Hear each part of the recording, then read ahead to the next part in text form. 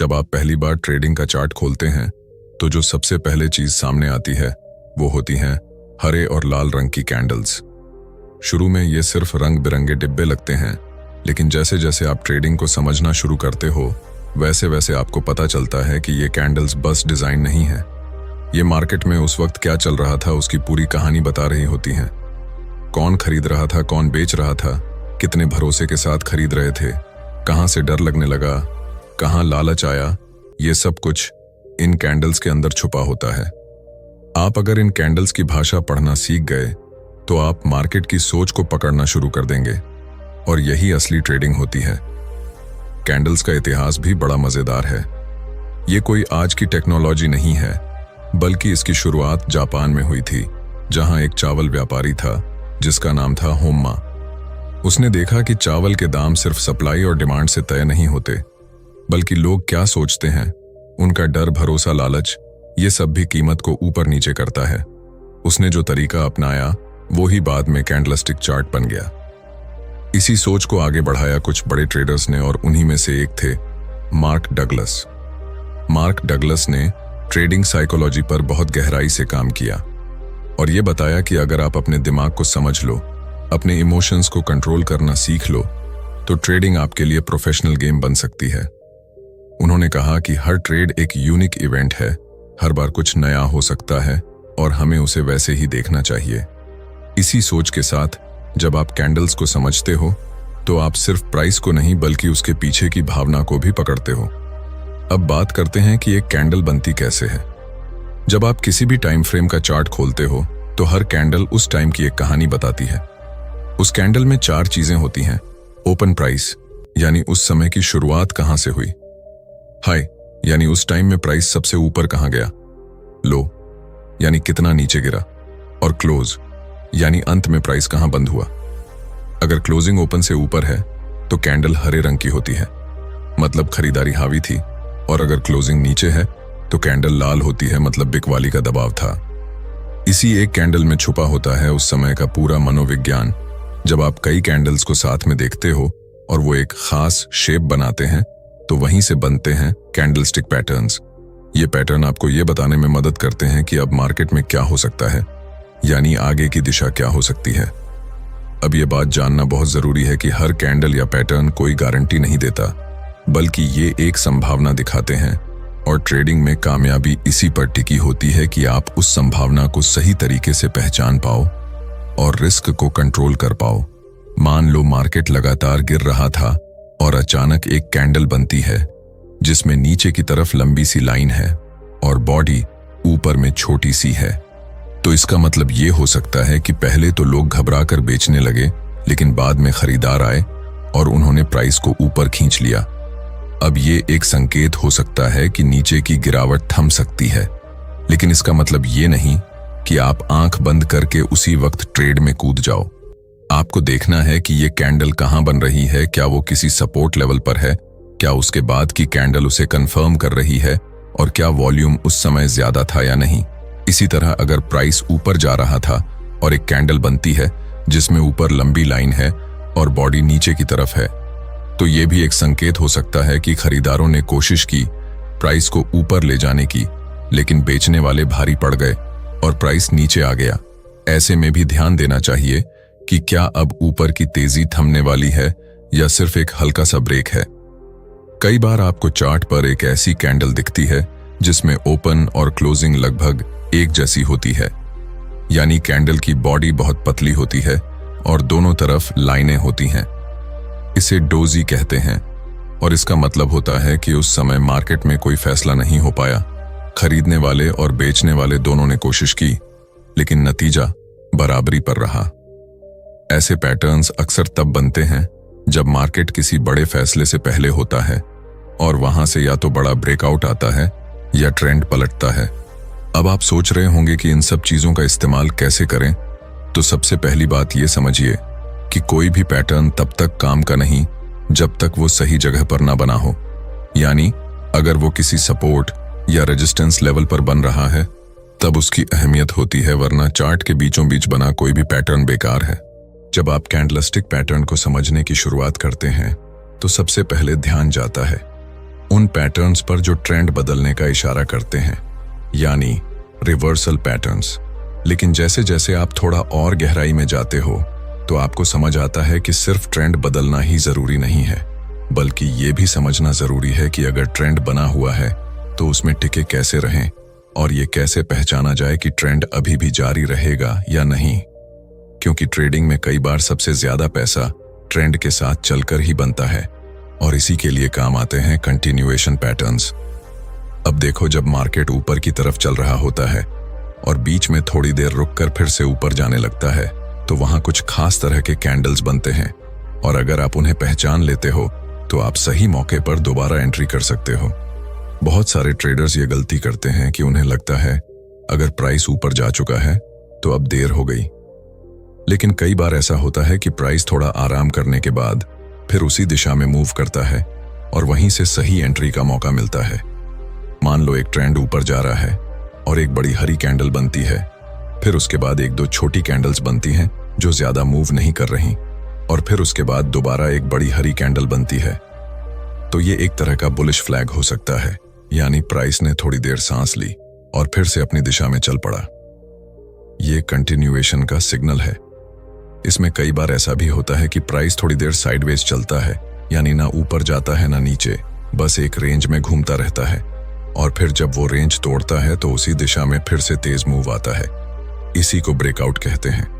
अब ब्रेकआउट की बात चली है तो ये समझना बहुत जरूरी है कि हर ब्रेकआउट असली नहीं होता। कई बार मार्केट सिर्फ दिखाने के लिए लेवल तोड़ता है और फिर उलटी दिशा में मुड़ जाता है, और यही होता है फेक आउट।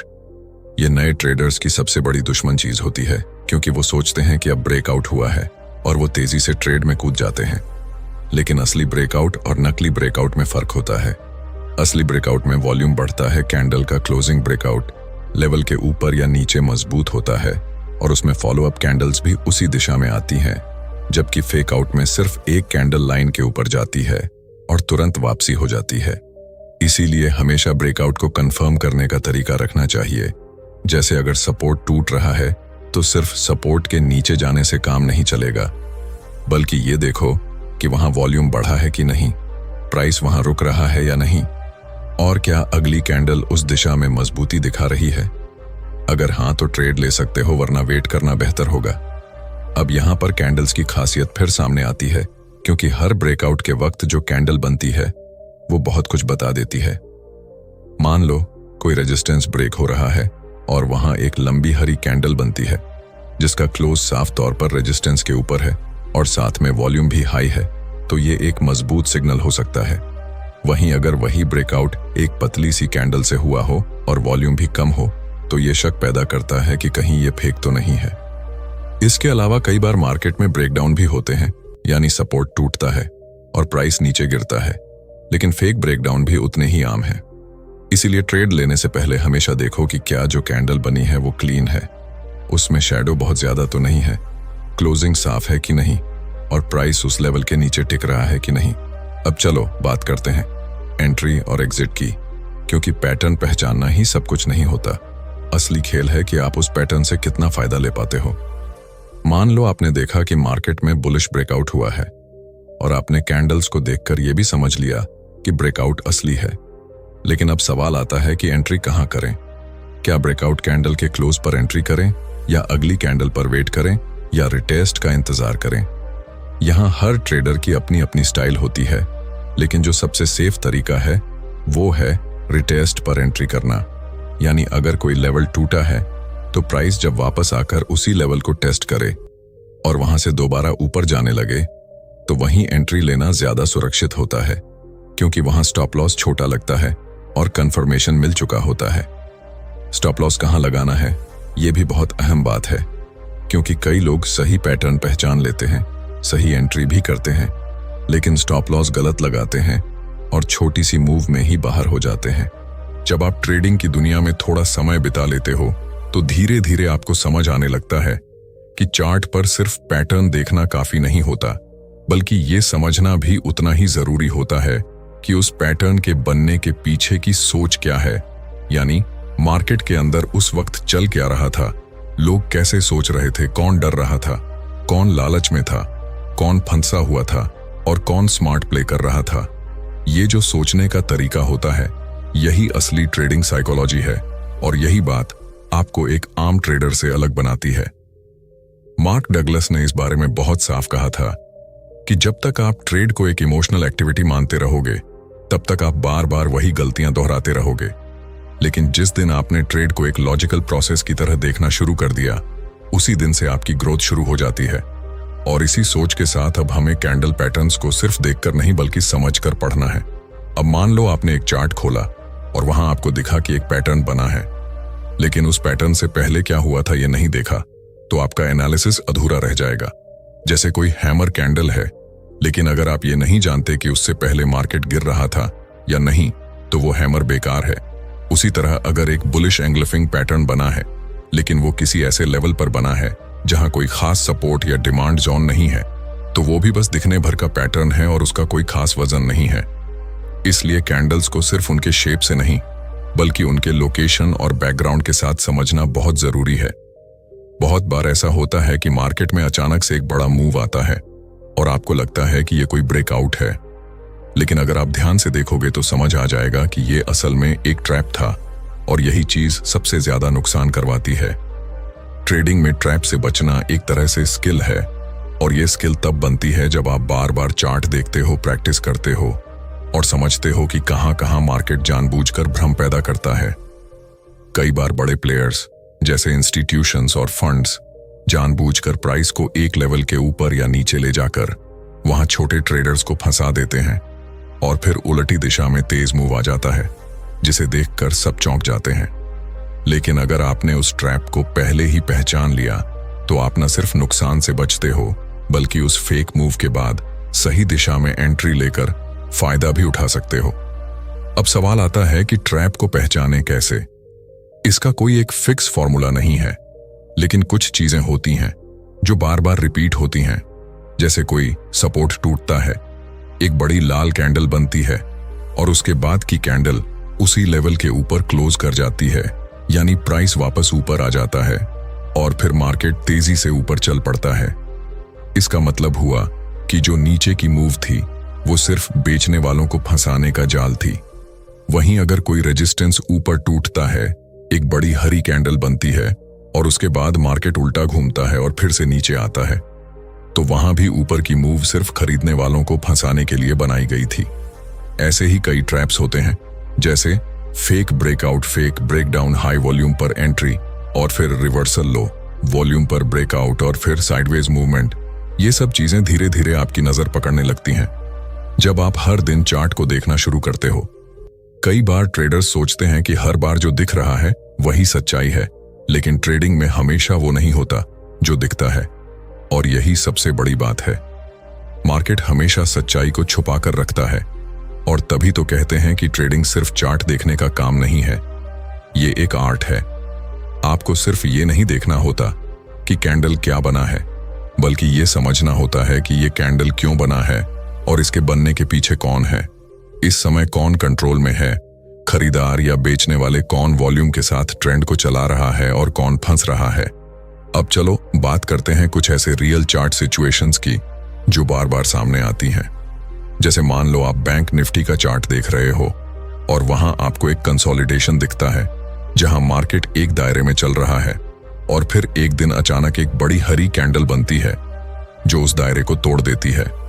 आप सोचते हो कि ये ब्रेकआउट है, लेकिन अगर आपने देखा कि उस समय वॉल्यूम सामान्य से भी कम था, तो समझो कि कुछ गड़बड़ है।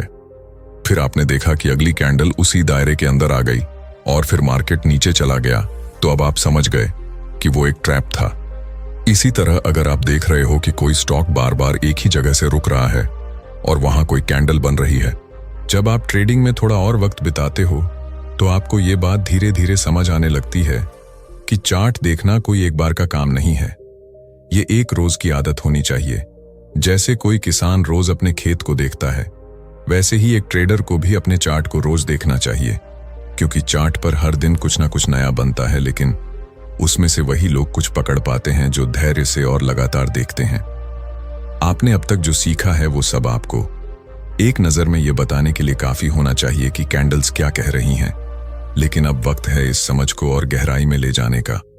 और उसमें सबसे पहली चीज है लाइव चार्ट एनालिसिस।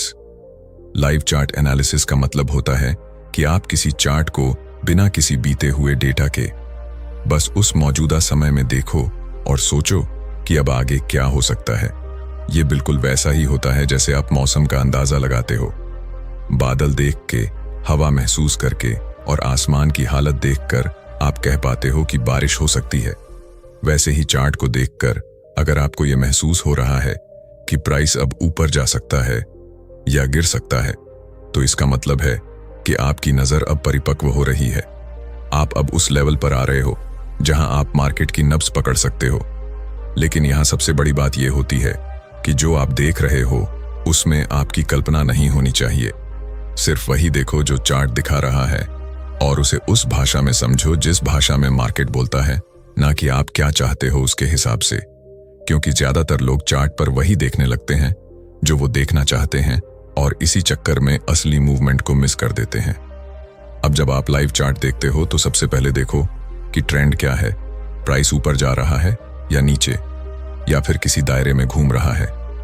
इसके बाद ध्यान दो कि कैंडल्स कैसे बन रही हैं। क्या उनकी बॉडी लंबी है या छोटी? क्या विक्स ज्यादा है? क्या प्राइस में कोई झिझक है या साफ दिशा है? फिर देखो कि कोई पैटर्न बन रहा है। क्या अगर बन रहा है तो वह कहां बन रहा है, और उसके बाद की कैंडल्स क्या उसे कंफर्म कर रही हैं या नहीं। फिर देखो वॉल्यूम को, क्या वॉल्यूम उस मूवमेंट को सपोर्ट कर रहा है या नहीं, क्योंकि बिना वॉल्यूम के कोई मूव ज्यादा दूर नहीं जाएगा। ट्रेडिंग में टाइमिंग बहुत मायने रखती है। लोग अक्सर सोचते हैं कि उन्होंने सब कुछ ठीक देखा, लेकिन फिर भी उनका ट्रेड गलत चला गया, और उसका सबसे बड़ा कारण होता है गलत टाइमिंग। आपने पैटर्न देखा लेकिन थोड़ा जल्दी घुस गए या देर कर दी और सही मौका निकल गया। इसलिए ये जानना बहुत जरूरी है कि कब एंट्री लेनी है और कब बस देखना है। कई बार सबसे अच्छी बात यह होती है कि कुछ न किया जाए। ट्रेडिंग में सही वक्त पर कुछ न करना भी एक बड़ा फैसला होता है, और ये फैसले वही लोग ले पाते हैं जो अंदर से शांत होते हैं और चार्ट को धैर्य से समझते हैं। अब आते हैं ट्रेंड लाइन और वॉल्यूम की बात पर, क्योंकि ये दो चीजें मिलकर कैंडल्स को और ज्यादा ताकतवर बना देती हैं। जैसे अगर आपने देखा कि कोई सपोर्ट लाइन है और वहां एक बुलिश कैंडल बन रही है तो अच्छा संकेत है, लेकिन अगर उस कैंडल के साथ वॉल्यूम भी बढ़ा हुआ है तो वह और मजबूत सिग्नल बन जाता है। उसी तरह अगर कोई ट्रेंड लाइन टूटती है और उसके साथ एक बड़ी कैंडल आती है तो वह ट्रेंड बदलने का संकेत हो सकता है, लेकिन अगर वॉल्यूम कम है तो सावधानी जरूरी है। अब बात करते हैं एक ट्रेडिंग सिस्टम बनाने की, क्योंकि अब तक आपने जितनी भी चीजें सीखी हैं वो सब टुकड़ों में थीं। अब उन्हें जोड़कर एक सिस्टम बनाना है ताकि हर बार आप तय करें कि किस स्थिति में ट्रेड लेना है और किस में नहीं। आपका सिस्टम ऐसा होना चाहिए जो आपकी पर्सनैलिटी के साथ मेल खाता हो। अगर आप जल्दी फैसले लेते हैं तो छोटा टाइम फ्रेम अच्छा रहेगा। अगर आप धीमे सोचते हैं तो बड़ा टाइम फ्रेम चुनिए। लेकिन सबसे जरूरी बात यह है कि सिस्टम में एंट्री, स्टॉप लॉस, टारगेट और री एंट्री सब कुछ पहले से तय होना चाहिए, ताकि ट्रेड लेते वक्त आपको सोचना ना पड़े, सिर्फ अमल करना पड़े। एक अच्छा सिस्टम वही होता है जो कम लेकिन मजबूत ट्रेड देता है, ना कि हर वक्त एंट्री देने वाला हो। ट्रेडिंग कोई दुकान नहीं है जहां हर घंटे कुछ बेचना या खरीदना जरूरी हो। ये एक पेशा है जहां सही समय का इंतजार करना सबसे बड़ी ताकत है।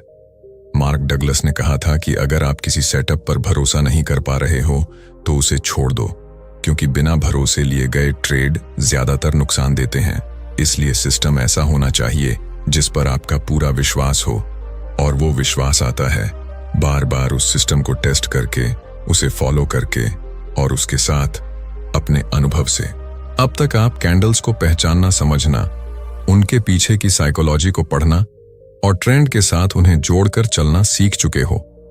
लेकिन अब वक्त है अगले लेवल पर जाने का। अब बात सिर्फ ये नहीं है कि कौन सी कैंडल बनी है या कौन सा पैटर्न दिख रहा है, बल्कि बात अब इस पर है कि जब कई तरह के pattern, price action, support, resistance, volume और मार्केट स्ट्रक्चर आपस में मिलते हैं तो वहां से जो सेटअप बनता है वो सबसे ज्यादा ताकतवर होता है। अब चीजें एक दूसरे से अलग नहीं चलती, अब सब कुछ एक साथ चलता है, और यही वो स्टेज है जहां आप प्रोफेशनल सोच के साथ काम करने लगते हो। अब मान लो एक दिन आप चार्ट पर देखते हो कि मार्केट एक पुराने सपोर्ट पर पहुंच चुका है और वहां एक बुलिश एंगल्फिंग पैटर्न बन रहा है। ठीक उसके बाद एक मजबूत हरी कैंडल बनती है और वॉल्यूम भी पिछले कई दिनों से ज्यादा है। ऊपर से आप देखते हो कि वहां से पहले भी 2 बार मार्केट पलट चुका है। अब यहां सिर्फ एक कैंडल या पैटर्न नहीं बोल रहा, बल्कि पूरा माहौल एक साथ बोल रहा है। और जब ऐसी सिचुएशन बनती है तो वहां जो ट्रेड होता है उसकी क्वालिटी बाकी ट्रेड्स से कई गुना बेहतर होती है। और ये तभी पकड़ में आता है जब आप हर टूल को आपस में जोड़ना सीख जाते हो। लेकिन यहाँ सबसे जरूरी बात यह होती है कि आप इस सब को सिर्फ तकनीकी रूप से ना देखें, बल्कि उसकी गहराई समझें कि ऐसा क्यों हो रहा है। प्राइस उस लेवल पर आकर क्यों रुक रहा है, खरीदार अचानक से क्यों एक्टिव हो गए, वॉल्यूम क्यों बढ़ा, पिछले कुछ दिनों में मार्केट कैसा बिहेव कर रहा था और अब उसमें क्या बदलाव आ रहा है। जब आप इन सारे सवालों का जवाब ढूंढने लगते हो, तभी आप सतह से नीचे जाकर सोचने लगते हो, और यही सोच आपको भीड़ से अलग बनाती है। बहुत बार ऐसा होता है कि ट्रेडर सब कुछ देख लेता है, लेकिन एक छोटी सी चीज उसे परेशान करती है। जैसे वो खुद से पूछता है कि यार, सब कुछ तो सही लग रहा है, फिर भी डर क्यों लग रहा है। और यही डर उस एंट्री को रोक देता है। फिर जब प्राइस ऊपर चला जाता है तो पछतावा होता है, और अगली बार जब सेटअप क्लियर नहीं होता तब वो बिना सोचे समझे कूद पड़ता है और वहीं से नुकसान शुरू हो जाता है। इस साइकिल से निकलने का एक ही तरीका है कि आप अपनी हर सोच और हर भाव को समझो और उस पर काम करो। ट्रेडिंग सिर्फ टेक्निकल नहीं होती, ट्रेडिंग एक इनर जर्नी भी होती है, जहां आप रोज खुद से मिलते हो और हर दिन अपने आप को बेहतर बनाते हो। अब जब आप बार बार चार्ट देखते हो तो आपके दिमाग में एक नेचुरल मैप बनने लगता है। जैसे ही आप चार्ट खोलते हो, आपकी नजर खुद ब खुद जरूरी चीजों पर जाती है, और जब ऐसा होने लगे तो समझो कि आप सही रास्ते पर हो। लेकिन फिर भी उस रास्ते पर टिके रहने के लिए एक मजबूत आदत बनानी पड़ती है, और वो है डिसिप्लिन। डिसिप्लिन का मतलब सिर्फ ये नहीं कि आप रोज चार्ट देखो या हर दिन ट्रेड करो, बल्कि इसका मतलब है कि आप हर बार अपने ही बनाए हुए नियमों पर टिके रहो, चाहे मार्केट कितना भी तेज चल रहा हो या कितनी भी बोरियत हो रही हो। आपने अगर तय किया है कि आप सिर्फ तभी ट्रेड करोगे जब ये 3-4 कंडीशंस पूरी होंगी, तो बस उसी वक्त ट्रेड करना है, चाहे कितना भी परफेक्ट मूव मिस हो जाए। क्योंकि मार्केट में मौके खत्म नहीं होते, लेकिन आपके पैसे और मनोबल की लिमिट होती है। अगर वो टूट गया तो फिर किसी भी सिस्टम का कोई फायदा नहीं है। अब बात करते हैं एक और बहुत जरूरी चीज की, जो ज्यादातर लोग इग्नोर कर देते हैं, और वो है इमोशनल ट्रेडिंग। देखो, जब पैसा इन्वॉल्व होता है तो इमोशन आना लाजमी है, लेकिन आपको ये सीखना होगा कि कैसे उन इमोशंस को अपने फैसलों से दूर रखना है। कई बार आप एक बढ़िया सेटअप पर ट्रेड लेते हो, लेकिन 2 मिनट बाद प्राइस थोड़ा उल्टा जाता है और आप डर के मारे निकल जाते हो। फिर वही ट्रेड आगे चलकर आपका टारगेट हिट कर देता है। अब यहां नुकसान तकनीकी नहीं था, यहां नुकसान इमोशनल था, क्योंकि आपने डर के मारे डिसीजन बदल दिया। और यह सिर्फ तब रुक सकता है जब आपको अपने सेटअप पर भरोसा हो, और भरोसा सिर्फ अभ्यास और अनुभव से आता है। जब आप बार बार एक ही चीज को करते हो और उसे लिखते हो, ट्रैक करते हो और समझते हो कि कहां गलती हुई, कहां सही फैसले लिए गए, तब आप एक मजबूत ट्रेडर बनते हो। इसीलिए हमेशा कहा जाता है कि एक ट्रेडर की सबसे बड़ी ताकत चार्ट नहीं, बल्कि उसकी सोच होती है, और सोच वही मजबूत होती है जो प्रैक्टिकल होती है, जो रिजल्ट्स पर आधारित होती है और जो अपने अनुभव से बनी होती है। अब धीरे धीरे आप ये भी समझने लगोगे कि हर दिन ट्रेड करना जरूरी नहीं है। कई बार सबसे समझदार काम होता है ट्रेड ना करना।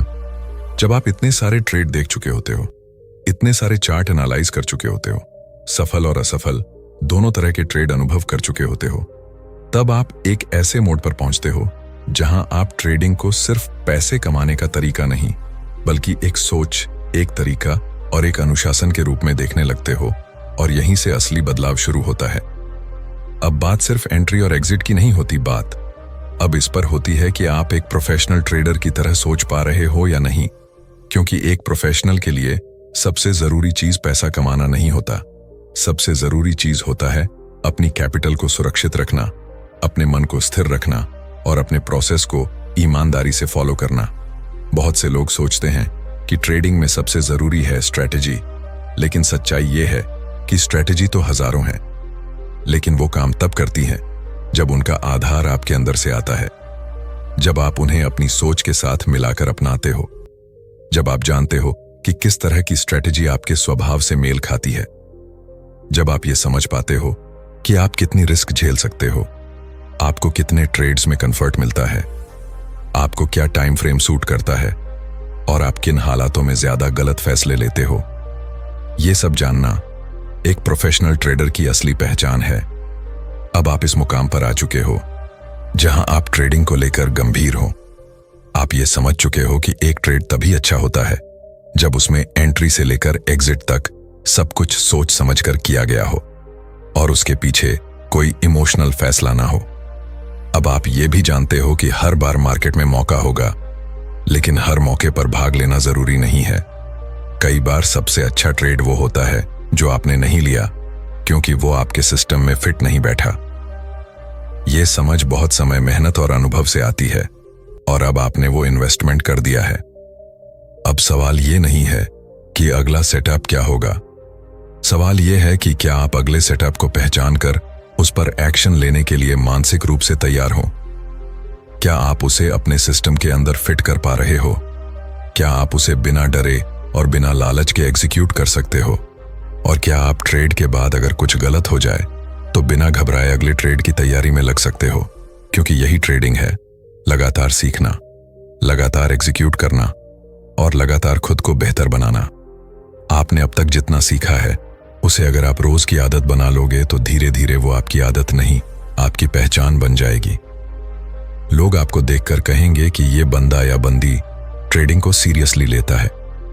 ये सिर्फ चार्ट नहीं देखता, ये सोचता है, समझता है, इंतजार करता है और फिर काम करता है, बिना शोर मचाए, बिना फालतू दिखावे के, सिर्फ प्रोसेस पर टिके रहकर। और यही तो असली रास्ता है, क्योंकि ट्रेडिंग में कोई फिनिश लाइन नहीं होती। यहां कोई ऐसा मोमेंट नहीं आता जहां आप कह सको कि अब मैं परफेक्ट हो गया, बल्कि हर दिन कुछ नया होता है। हर दिन आपको खुद को बेहतर करना होता है और हर दिन आपको अपने दिमाग को शांत रखकर प्लान के साथ काम करना होता है।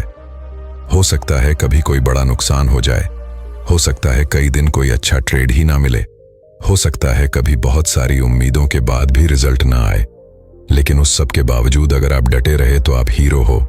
क्योंकि ज्यादातर लोग यहां रुकते नहीं, भाग जाते हैं, लेकिन जो रुकते हैं वो ही इस खेल को जीतते हैं।